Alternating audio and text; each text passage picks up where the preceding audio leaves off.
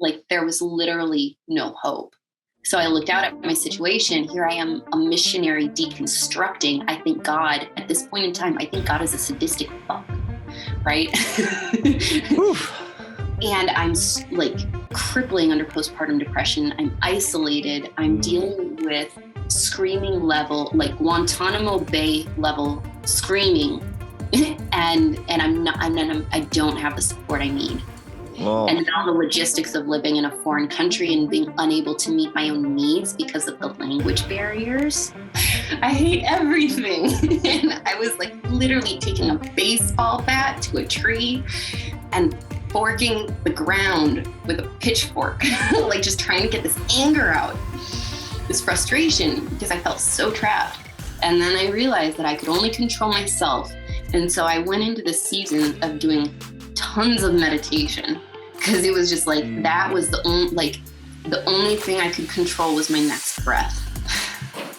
I have actually created everything around me. And so all the things that I don't like around me are actually what I created. So if I want to create something different, it's got to start in my mind. Let's guzzle down some bliss.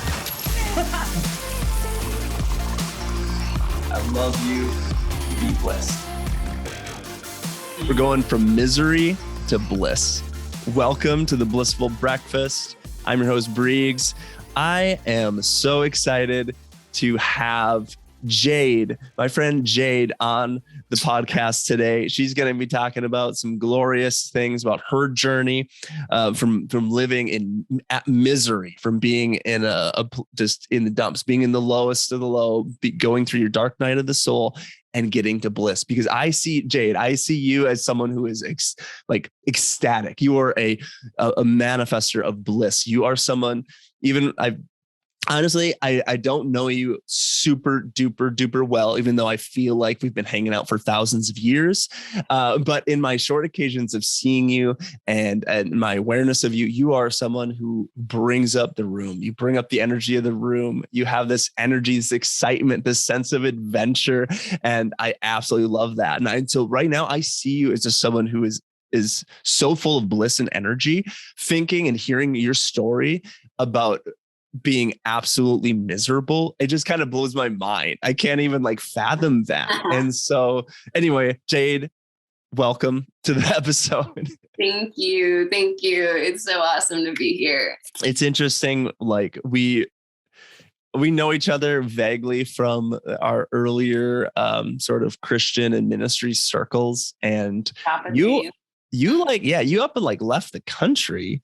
Haven't heard of you in 10 years, and you're back. And I think via Facebook and TikTok, I got reintroduced to Jade, and we're kind of on this similar spiritual journey, which is super fascinating. So we may end up doing, Jade is a wealth of knowledge, and we have a lot of similar interests. And so I think we're going to do a series of episodes with Jade. And Jade, how about you just start off by, share a little bit about yourself and where you found yourself maybe a couple years ago or in 2020 or wherever it was in that state of misery. And then from there, take us through the journey back. The journey from misery to bliss.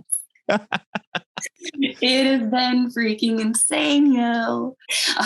I'll give a really brief overview first, and then I can kind of dive in, and then I can dive in. So I guess, did you grow up in the Wilmer area? I grew up in New London. Yeah. New London. Okay. Yep. Yeah. So I was from Kirkovan. So we were that same general vicinity. Yeah. I've always been a really passionate person. And I feel things in extremes, which is super fun all the time. So I had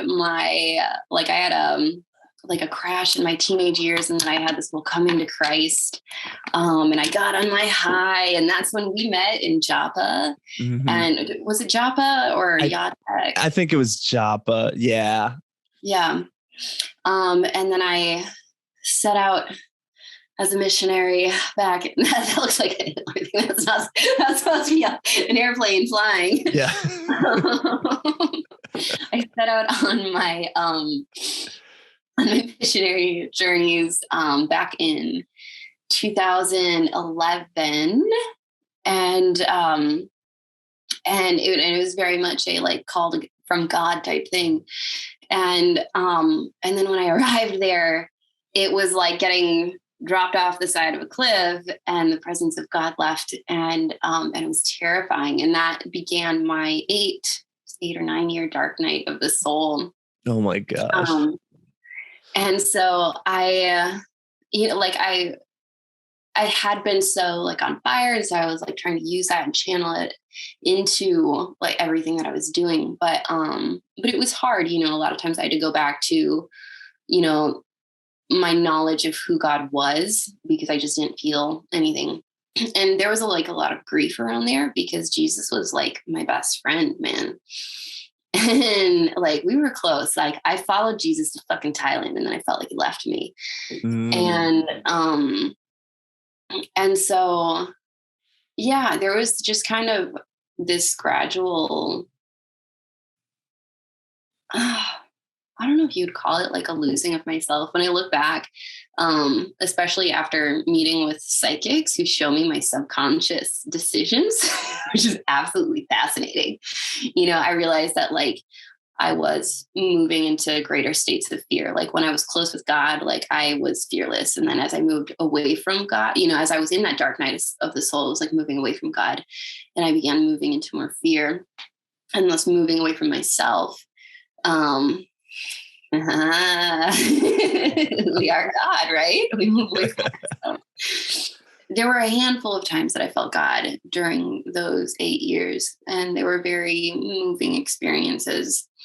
But besides that, not much. And yeah, I don't know. I got married, I had babies, and then I ended up living in. We had a lot of things going on with my oldest daughter, and my postpartum recovery were also just different aspects of our marriage that we were struggling with. I don't know, everything just kind of started to pile on top of me. And then during the 2016 elections, I experienced kind of like it was really difficult for my faith watching these leaders endorse somebody who didn't stand for our values.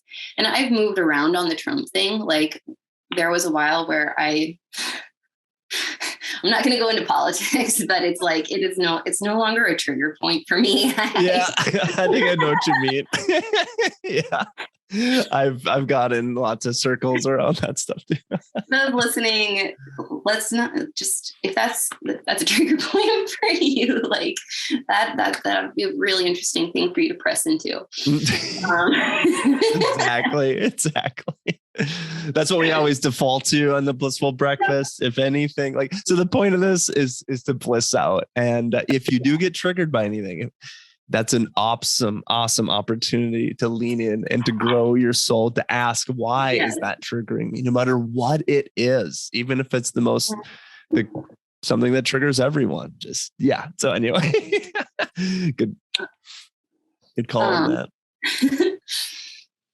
So I ended up deciding to explore my faith, and because there were a lot of questions that I had watched others ask, and I had watched them kind of be thrown out from acceptance within the church. I heard the conversations that were had behind the back. I was a part of them, and so it's like, I don't want to judge people the way that I was judged. But it's like, I began to have, I was afraid to ask certain questions. Now I realize that it's because I was afraid that the answers wouldn't fit. But I kind of hit this point of deciding to go on a faith journey. And I thought I would just come back. It's like, I just need to put this on pause, go out, explore. And then, eventually I'll be led back, because people are always led back to Christ, right? Christianity is true. Everything about it. You can't possibly go wrong. It's just, and I believed that it was truth. Not to say that there aren't amazing truths within it. Actually, I hold Jesus in high esteem, and I now have a wonderful relationship with him again, though just in a very different version. But anyways, this journey into misery, like when I lost my faith, that's when it really kind of collapsed because I had nothing left to fall back onto. Yeah. Like there was literally no hope. So I looked out at my situation. Here I am, a missionary deconstructing. I think God, at this point in time, I think God is a sadistic fuck, right? and I'm like crippling under postpartum depression. I'm isolated. I'm dealing with screaming level, like Guantanamo Bay level screaming. and I don't have the support I need. Oh. And now the logistics of living in a foreign country and being unable to meet my own needs because of the language barriers. Oh my gosh. And then the cultural things, like the way that I just am because of my culture pushing people away, and the way that they are because of their culture, me not being able to figure out how to like move into that, you know? And so it was just like all of these things on top of each other. And you know, and then the crippling heat and oh my God, and the traffic. And it's just like, it was on pile. It's that hot. I heard it's pretty hot over there. Oh my God, you just swim in your sweat during the hot season. It's like, I would isolate myself inside my home with air conditioning. That sounds crazy. I can't even fathom that living in Minnesota. I mean, I like it when it's really hot. I like it when it's really cold, but like, I don't think I know what really hot is. Yeah. It's very like, I watched everybody go through it. Is like, you come and you're excited. You're like, oh my God, I'm in Thailand. And then it's like, wait, why can't I accomplish anything? Like, why is it so hard? Like I used to be able to get 12 things done and now I can get 2 done. Like, why? And it's like, oh no, it's because this like stifling hot like heat and humidity constantly, like it really slows everything down. And then when you're trying to get things done and people just hang up on you because clearly you don't speak Thai. Oh my gosh. Like, I can't imagine, like just one of those things, you know, like just being a parent, being a mom, and dealing with your life, your body, your relationship, your kids, and your reinvention of your identity after having a kid, and trying to just figure out how to do that, how to sleep, how to like, who are you? And I have this being on me all the time. How can I like getting your own space, getting your own personal time, like just that in itself is enough. Just, you know, to like is such a struggle, is such a thing. And like having all these things piled on top of you, Jade, that's ripe for like the spiritual awakening, man. That is like, all right, I'm going to give myself like the hardest things possible and all at once and go. I know. Like, let's plant this right in the middle of your dark night of the soul so that you have so yeah, it was insane. And I got to the point, like I had such crippling anxiety. Like I never felt safe in my body, man. Like, my sympathetic nervous system was flipped on and it would not flip off. It was this perfect storm. And then, you know, like it was interesting too, because I also have some terrible programming, like, you know, from childhood trauma stuff. And that, you know, just like made it exponentially worse too. Like certain things, like, especially around my expectations of being a mother, like there was not a lot of grace there.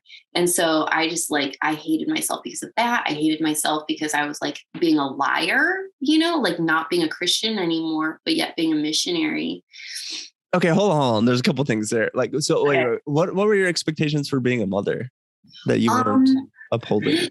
So the messaging that I received, and I put it that way because, like our child's brains interpret things in like black and white and kind of funny, you know, and unless they're trained otherwise, like that kind of sticks, right?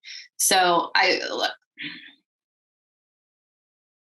there were certain things from childhood that were like definitely very toxic, but I also recognize that my perceptions played some level in that. So call it the messages I received. So the messages that I received were that good moms need to be like, only stay-at-home moms are good moms. Working moms are bad and they're harming their children. And so it was also like the midwife that I had connected with also reinforced a lot of these beliefs, which was really interesting. So then I felt them even more viscerally. And then she like pushed some stronger ones too. So my expectations for being a mom also were that, and these were a lot of fear-driven expectations for myself, or that I need to be paying attention to my child all the time that she's with me, but also that I shouldn't be putting her down, that she should be on me all the time. I was given a message that babies will have failure to thrive if you're not breastfeeding them on demand and having them on you all the time. You know, so it was this expectation that I'm me or someone else is like she's always on somebody. And because we had like 10 hours of help a week, and I wasn't getting much else on the other end at that time. That meant like I didn't take a break, you know? And it's like I received messages that taking care of yourself is weak and that comes secondary. And, you know, you're lucky if you get to be able to do that. Oh, because man. being a mom, and that's, you know, that's what you should expect. My parents also didn't like being parents. So I did receive a message that I was a burden and that children are burdens. And then it's fascinating to see how I actually perpetuated that in my own life. Yeah, I did not receive a message that children were a pleasure to be with. Yeah, that makes a lot of sense. Even as a parent, you can see where like, oof, yeah, all right, these guys can be a little bit of work, and you kind of get, that's wild. And that's wild. It didn't help that my baby had colic and reflux and was super sleep adverse. No, Jade, that is.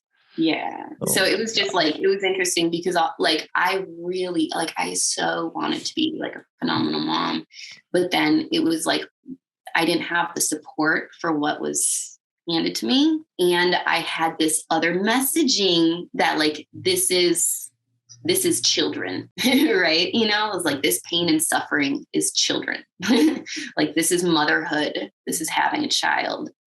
And so then it became very difficult to be a happy mom. And I began to resent being a stay-at-home mom, which my mom did. You know, it's fascinating how these cycles repeat themselves. Oh my gosh.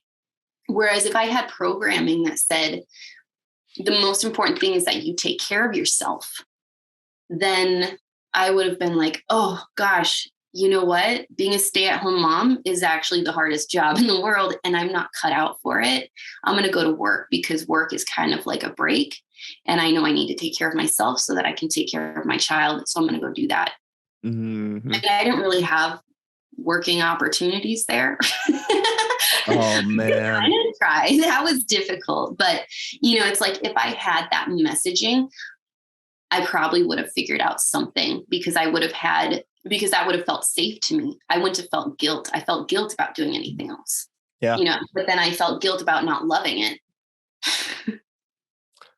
All the guilt. I felt guilt about being on my phone, and I felt guilt about, it's like I felt guilt about all these things because I was told that they're bad, and that's what selfish moms do. Oh my gosh. And you know, you got motherhood guilt, you got religious guilt, perhaps reinventing your faith. And I just want to like iterate like that point. That's like one of the craziest, I would say, untruths, or like, I don't know what to call it, but the idea of like putting other people first, like you have to put yourself first, but it's not like a selfish, it's such a weird concept, but it's the reverse. Like you can't help anyone else if you are not whole. If you don't have any love for yourself, you have no love to give.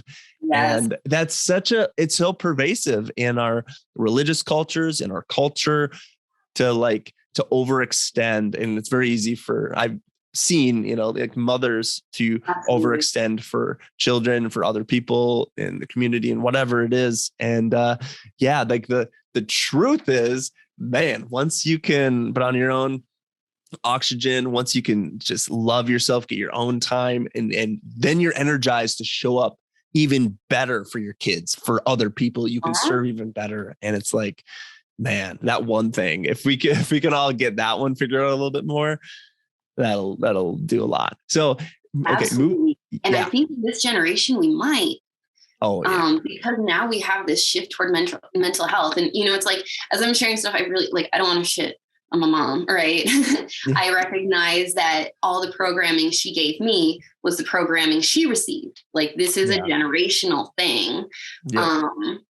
And it's the message that I was by default beginning to give to my own child. But I was fortunate enough to have the tools and the resources to catch myself before it became an all pervasive thing. Right. Thanks to the good old internet. Yeah. And I think that self-care, and it's actually that kind of leads me into the bliss part, like so obviously I was super miserable. It's a super miserable person. And I got to the point where the anxiety was so bad because I was like living in my sympathetic nervous system all the time. And I was exhausted all the time. I was like completely energy deficient. I struggled very badly with alcoholism. Though thankfully I didn't get to like the crazy point that some do by causing like crazy damage. Again, I had these high standards for the kind of mom I wanted to be, but I was a very high functioning alcoholic. I hit this point where I was like, I can see where this is going. And it's nowhere it's nowhere good. And I will destroy my children's lives if I continue. And like, I had been trying on this, multiple times to stop without actually admitting that I was an alcoholic. And then finally, like, there was this one night where Chris was like, something's been different the last 3 days. And I knew it was because I'd been drinking again. I had like relapsed on my own little terms. And I was like, yeah, it's because I've been drinking. And I was like, I'm an alcoholic. And it was oh my gosh, it was so embarrassing to say, because I was like, damn it, I can't control this thing that everyone else can. And it was terrifying because I knew that once I said that, there was no going back. It's like, no, now I can't drink, when that's like, that was my second to last coping mechanism, man. Alcohol. And then when that left, I literally started having nervous breakdowns. Like I developed a very like this anxiety disorder where I'd have these panic attacks and I would just like spiral. Certain things would set me off, especially Christianity. And I would spiral for up to 3 days. Chris and I would refer to it as my hijacking. It was bad, man. Oh my God. And I was sitting there Googling like, how long does chest pain last during a panic attack? Or like, how long do panic attacks last? And they're like 30 minutes. And I'm like, it's been 4 hours. Oh. And then it wouldn't stop. And and then the thing is they start to feed in, like one begins to feed into the next because you're now anticipating it. And so it's like, I couldn't get control over my anything. It was like just being completely hijacked or possessed or something. I swear I was the devil herself. I was a super miserable person at this time. Like all I could think, I was so negative. I just repelled people left and right. I couldn't find anything positive about anything. I fucking hated everything. It was like I was walking misery. Oh my gosh. And yeah, so what did you do? Like and maybe there's more misery, but yeah, how did you start rebuilding your life? So my first nervous breakdown was at the end of 2019. And luckily my mother-in-law was there to visit at that time. This is 5 months after I got sober. So luckily she was there so she could take care of the kids while I was having my nervous breakdown. Because when that happens, you just like, you can't parent, I ended up sourcing cannabis. And I swear to God, for the first time since like being pulled into this deep fight or flight, this like long ass trauma response for the first time when I smoked it, the first few times, it was like I realized, like my conscious brain finally realized that I have a choice how I react or respond to things. Ooh. Like it was literally like the first time moving out of my sympathetic nervous system and into my parasympathetic nervous system. Yeah. And so I began to medicate heavily. Something, finally something to pull me out of this. Yeah. But it's like, it was not sustainable. And then it just, again, like I am an addict at heart. So with any substance, I will use and abuse it for a time until I realize that no longer serves me. And I realize why. And then I understand what the full effect is each time I choose that substance. Right. So it's like, I hit the point where it was just like, now I'm always tired because I'm smoking weed, and it's just like losing ambition. It was really good for relaxing my nervous system for a time. And I started using different mushrooms. I did like experiment with psilocybin, and that was very grounding. That was a little later though, but because my nervous system was so wound up and just like degraded, it like, I think that a time of doing that was helpful because I was unable to get out of my head, but from there I moved into more meditation. Yeah, started doing a lot of meditation after my second nervous breakdown. So I had my second nervous breakdown in November 2020. And this was after we got back to America. And it just hit the point, like, I was recognizing my kind of like addiction to cannabis at that time, like how I was really unable to live without it. And so I was trying not to smoke while I was having my second nervous breakdown. Poor timing. This was actually around the election. Where you needed it the most. I know. And I was like, the world is unsafe. I think I might actually die. So I was trying not to use, so I should have used it then, but I didn't. And then I ended up admitting myself to the hospital. Things got worse afterward. I had an early release because I like went up to the psychiatrist and I was like,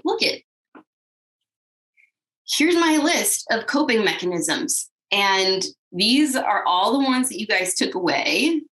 And now I only have these two, and that's not enough for me. And he looks at me and he's like, you just articulated yourself very well. I said some other stuff too. And he's like, I'm not sure this is the best place for you right now. I was like, yeah, thank you. I don't think it is either. Wow. And I got an early discharge. But things got worse after that with our living situation. Got kicked out of where we were living. Oof. Yeah, treated like I was a danger to the children, even though it's like, that's why I am hospitalizing myself. Oh my gosh. And then ended up going through my spiritual awakening while living with my fundamentalist evangelical in-laws. And so then I got to this point where I was like, all the weed in the world is not enough.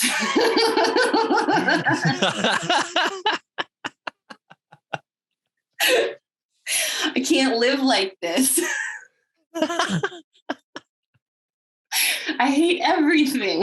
And I was like literally taking a baseball bat to a tree and forking the ground with a pitchfork, like just trying to get this anger out, this frustration, because I felt so trapped. And that's when I was talking to a shaman, and I was like, my father-in-law, he's taking my energy. And he's like, you're giving it to him.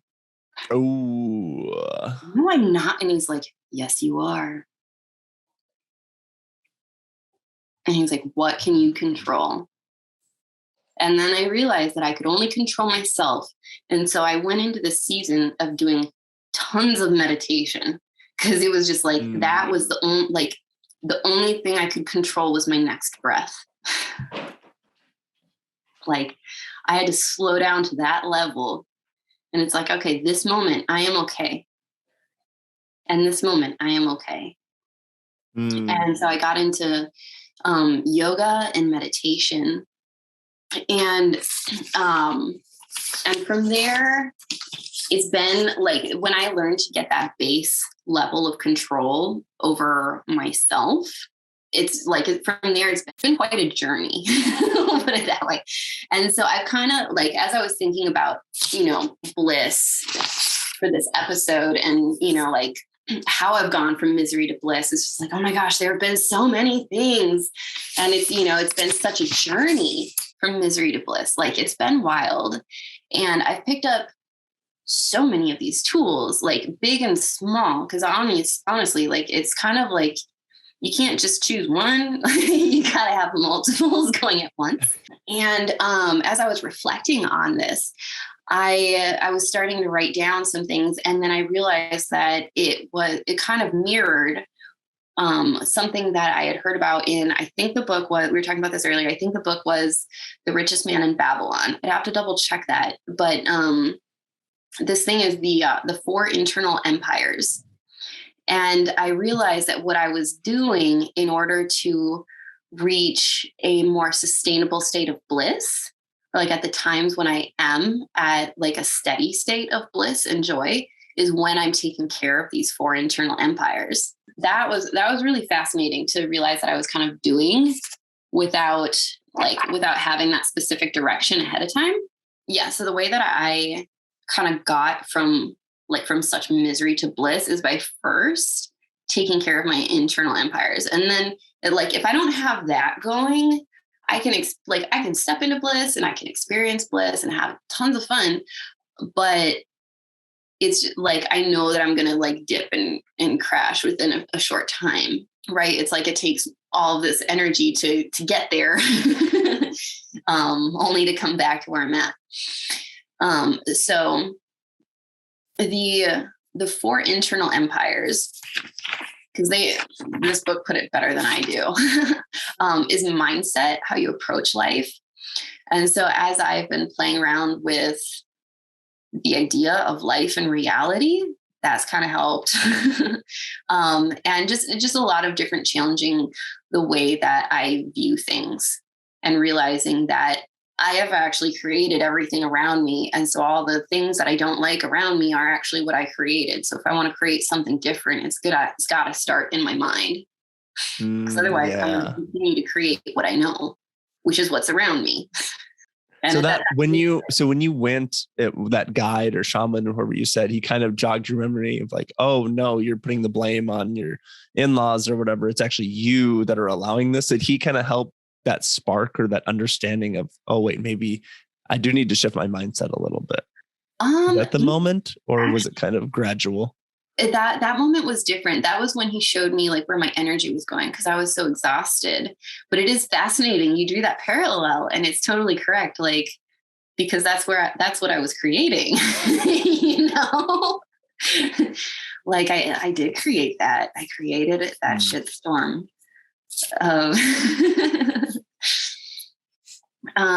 Yeah. So with the shaman, it was a lot of, he helped me gain a different perspective on how to analyze my energy expenditures.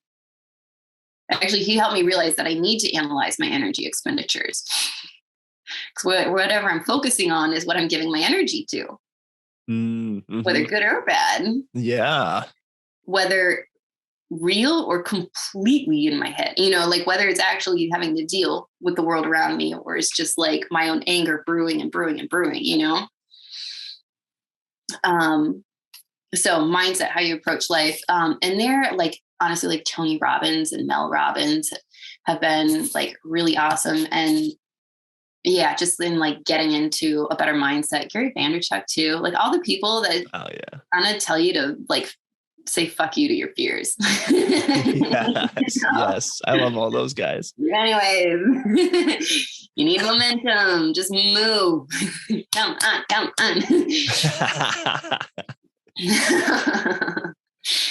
And then health set. So I did not realize how depleted of energy I was and how cranky I was getting because I wasn't eating enough or eating well.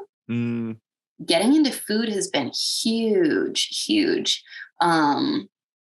So, and I've realized that it's actually like, it's, especially when done with intention, it's incredibly grounding because you are connecting to the entire cosmos as you eat. Like you are experiencing complete unity. Oh you my are gosh. consuming the sun, you are consuming water, you are consuming earth, and you are consuming air. Wow. That is even profound. Even spirit, right? Oh my goodness. Spirit?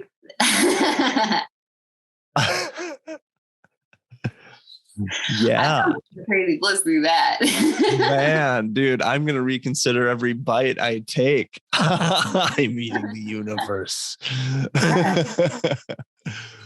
Well, and then what's interesting too is, you know, they say you are what you eat. Like you really are. I take it one step further. My friend Lauren pointed this out to me. You are what you digest. Yeah, that's one step further for sure. It's not just what you eat. Yeah. Oh, yeah. Interestingly enough, chewing slowly helps you digest better. Even giving attention to your food, you digest better. Yeah. There's even science behind blessing your food, and how it changes, like our intentions and our words actually change the molecular structure of water, and water is in our food. Yep. And so we are, you know, like the attention that we give to our food. That's why isn't like love always the secret ingredient? Like it's actually tangible. Like it is change of molecular structure. Yeah. Mary's been catching me lately. I like when I make our hot water or tea or coffee or whatever, or electrolyte water, I'll just like for a few months I'll be like, I love you. I love you. Like for like Myrna's like, wait, what are you doing? She'll always comment if I did it or if I didn't do it. But I'll always like speak, like literally I'll just say like, I love you. I love you. You're amazing. You're just such glorious water. But yeah, for sure. She makes fun of me. You've inspired me. Like I wanted to, but I'm like, actually, you're doing this. And, you know, a lot of times I forget too, but even when I remember, I'm like, this feels weird. But I should just do it because just do it. It's fun and it's weird. And it just myself if I'm judging it, but also if I embrace that like fun side of me. It's a playground. You gotta just do it and have fun with it and make it a game. Mm-hmm. Yeah. So physical health, like diet. Oh my gosh, sleep. We as a society like have this idea that those things like you sleep when you're dead. You don't need sleep. Like no, you actually really do. Like that is when your body restores itself. Like literally on a cellular level, like your body is restoring itself when you sleep. When your brain is in like when you have slower brain waves, like that's when it can happen. That's why meditation is so important and powerful as well. Because that's how you can restore your body through meditation. But which that's kind of health set, kind of soul set, kind of mindset. Meditation actually hits on all of those parts of it too. Yeah, definitely it does. It's the one stop shop fix. Wow. So like getting into sleep, diet. Turns out I have this weird eating disorder. It's called ARFIDS. It's avoidance restrictive intake disorder. So it's new on the DSM-5, but it explains so much about why I was always energy deficient.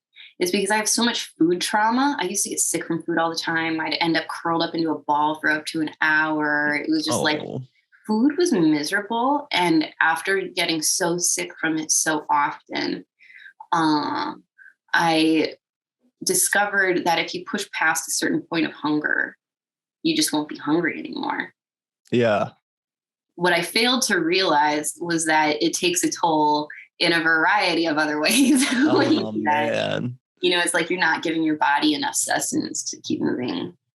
And then it affects you mentally and emotionally as well. So that's been like an interesting thing to navigate. I just have to be a lot more intentional about it. But Yeah, I'm going to start EMDR therapy for it soon. Oh, Because yes. yeah, I've that's one heard of that's the so good. methods. Yeah, I feel like within the last few weeks, I finally have a better rhythm with food now, which has been good. I've put a lot of energy into that. But I think the EMDR will help just kind of smooth that up, because as I've paid Absolutely. attention to the way that I approach food, I realize that I actually do feel fear in my body. Mm, Just fascinating. We can learn so much about ourselves when we just tune in to our bodies and see yeah. like what we're feeling and where, you know. What's a good way Um, of doing that? Like, is it that simple for us? Because I've noticed this too, you can tune into your body and it's like, oh, what is the feeling right now? Is it a tightness? Is it a mhm. restriction? Is it, oh, do I feel tight in my stomach? Yeah. You can kind of ask your body, how do you do it? I give myself like a little timeout. So I kind of, mentally block off everything else. And then I'll put like one hand on my heart, the other on my belly, and take a few Mm, deep breaths. Slow. And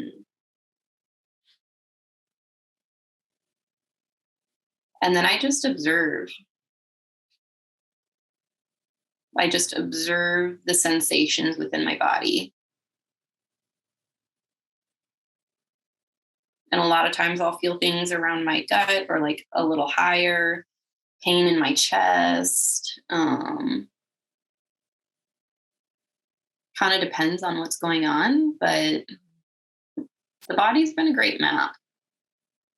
mm.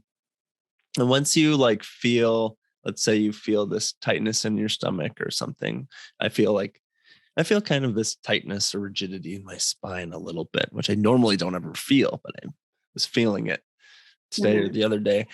What do you do then?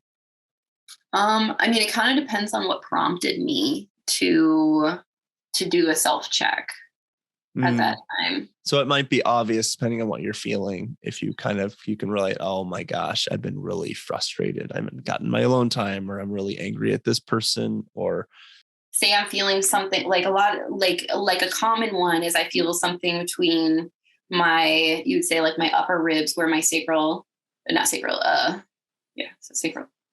Now yeah, solar plexus solar chakra plexus. is, Yeah, yeah, yeah. and then heart, and I'll feel it strongest on the front, sometimes radiating to my back. Mm. There might be like a tightness in my chest and like this unease in my solar plexus, which may drop down to my one below that, sacral. We recognize that as anxiety. Mm. And so then I just sit and I observe that I am feeling anxious right now. This thing happened and now I'm Mm. feeling anxious. And then that shows me, say, I'm afraid. What am I afraid of? I'm afraid of doing this thing.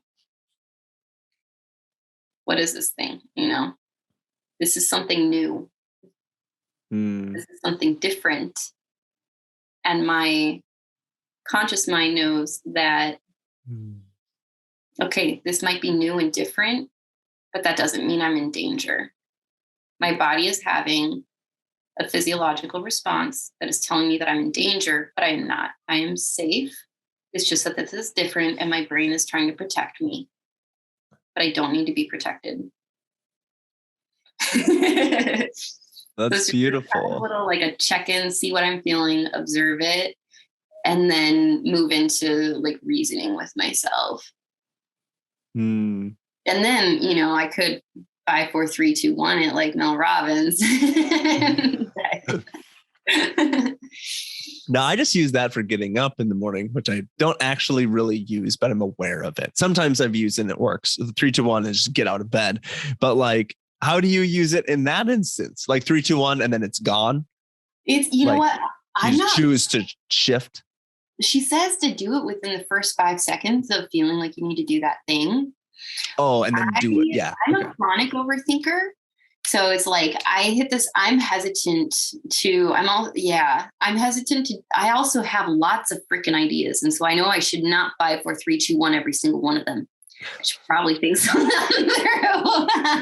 Yeah, pick one. Yeah, I need to be intentional. But when I know that I need to do something and I feel myself like really hesitating and this like, so for me, like putting up a TikTok or being like, whether it be like recording it or posting it. Cause again, I'm still getting used to being on camera. It's weird and uncomfortable and it brings up some of like my greatest fears. And so it's this like inner work thing. So I got a 5, 4, 3, 2, 1 it and, just do it. Pull a little Nike there. Yeah, man, the Nike. It's good. Sometimes you just got to Nike it. Yeah. which let me think. So that can move me into heart set, emotional life and well-being. But so getting into heart set, like our emotional life and well-being, that's where I found it interesting to observe myself as the judge. Observe yourself as the judge, huh? Yeah. So it's like, I'm the one assigning meaning to everything in my life. Nothing actually has meaning in my life until I assign it. The meaning I assign has a lot more to do with me than that other person or that situation. I get to choose this story. I'm choosing them unconsciously based out of my program at 0 to 7 years old, but it's like, that's my choice. And so the way that I don't know, that's where like heart set, I'd say that's one of the things that I'm really working on is because I am afraid of my own feelings a lot of times. I am afraid of that vulnerability. I'm not always sure what it looks like to navigate that in a healthy way. I know that communication is really, really important. So I've been kind of working on that as I've been navigating relationships and just trying to repeatedly take a step back and ask myself what I actually want, what I actually desire, because I think I have like some codependent tendencies, this like, and I think codependency often goes like both ways, it's like an enmeshment. It's very easy for me to like enmesh myself with this other person so that I want what they want. And I put my needs below or my desires below.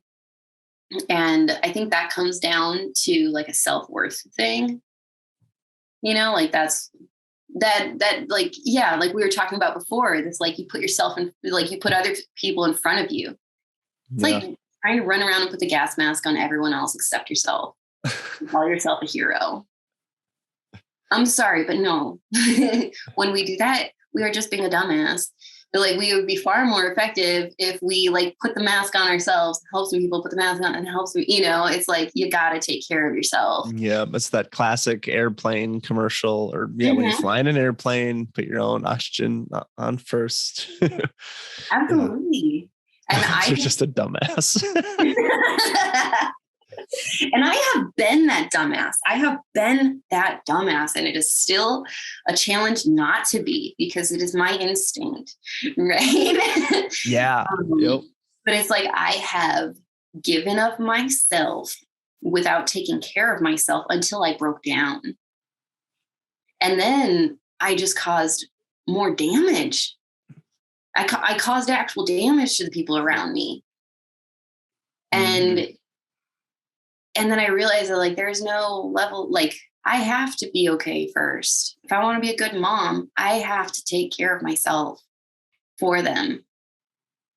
Otherwise, like I will be inflicting unnecessary damage.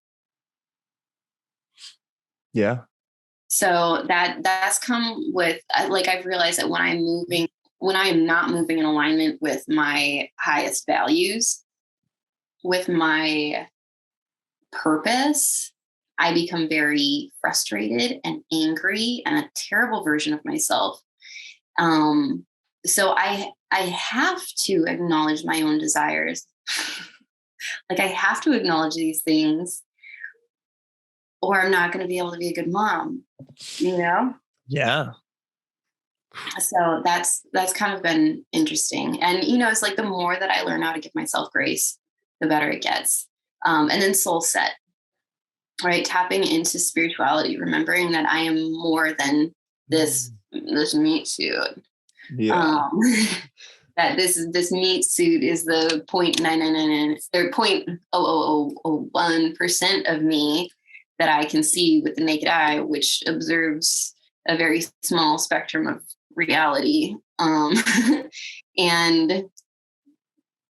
that my true essence is actually a soul, is an energetic being. Heck yeah. Heck yeah, it is.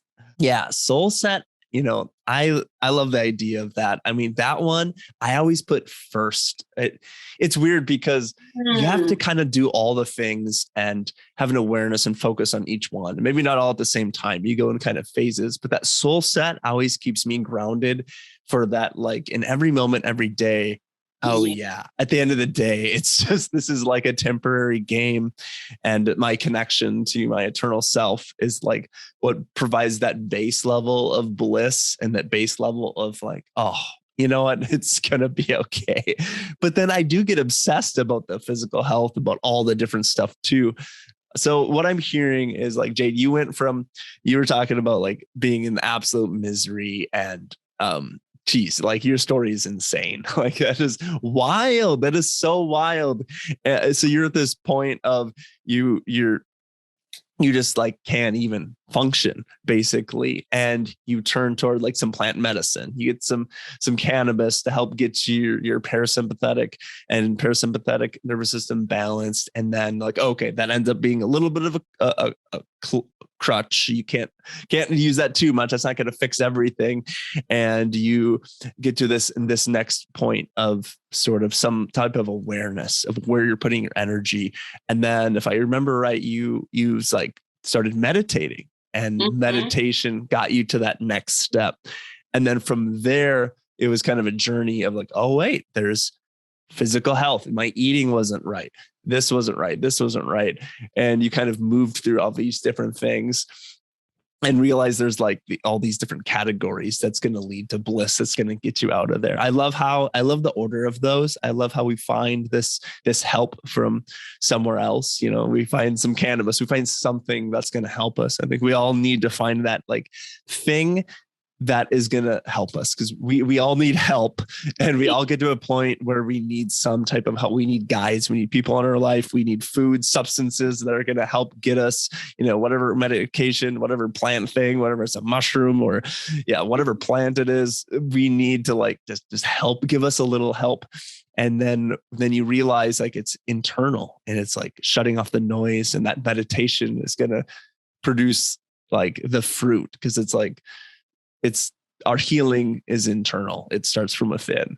So yeah. Okay. So then you talked about a lot of glorious stuff, and then circled back to the self-love and mindset and all this stuff.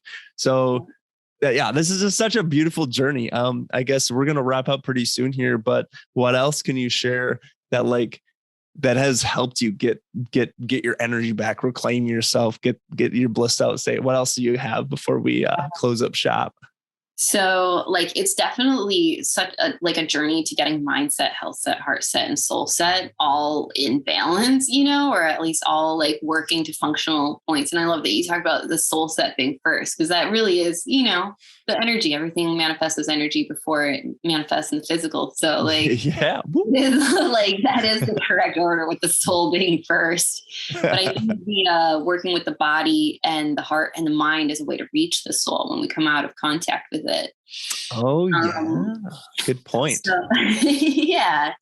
So it's like when all of those things aren't in proper working order, or when, it's just like times that I find myself out of anytime I find myself out of balance, I've found some phenomenal ways to just like increase my vibration and bliss out really fast.